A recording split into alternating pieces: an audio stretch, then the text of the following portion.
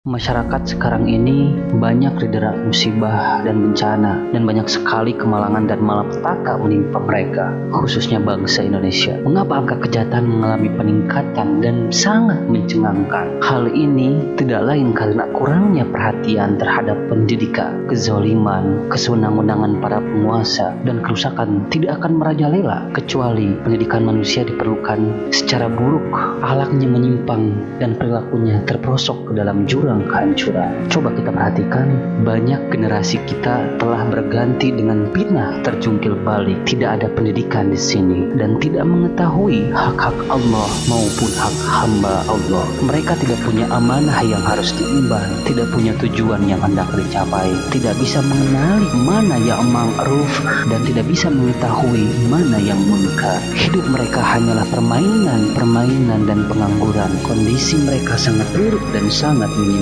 Kita semua tenggelam di dalam lumpur kenistaan dan mengabaikan keutamaan. Mereka tidak menyimpan kebaikan sedikit pun bagi bangsa dan negara. Adakah kejahatan sosial yang lebih berat dari ini? Kriminalisasi para ulama. Perlu kita ketahui, sesungguhnya keberadaan generasi yang jauh dari pendidikan yang benar merupakan kejahatan terhadap masyarakat dan umat secara keseluruhan. Sekalipun ia menempuh pendidikan yang sangat tinggi, namun ketika akhlak dan keimanan tidak digunakan di dalam hati dan akal, maka sesungguhnya keniscayaan itu akan selalu ada menjadi sesuatu yang buruk, baik dalam perilakunya ataupun dalam kesehariannya. Betapa banyak mereka yang mengeluhkan kenakalan anak-anak, dan betapa banyak orang tua yang tersiksa dengan kedurhakan anak-anak dan keengganan mereka untuk menunaikan tugas-tugas. Apakah mereka lupa bahwa ini adalah inti persoalan yang buruknya pada pendidikan? Oleh karena itu, kita selaku umat Islam berkewajiban melaksanakan tanggung jawab masing-masing dalam menyelesaikan persoalan dengan mengerahkan segenap potensi dan kemampuan yang dimiliki. Kita tidak hanya cukup berkuar-kuar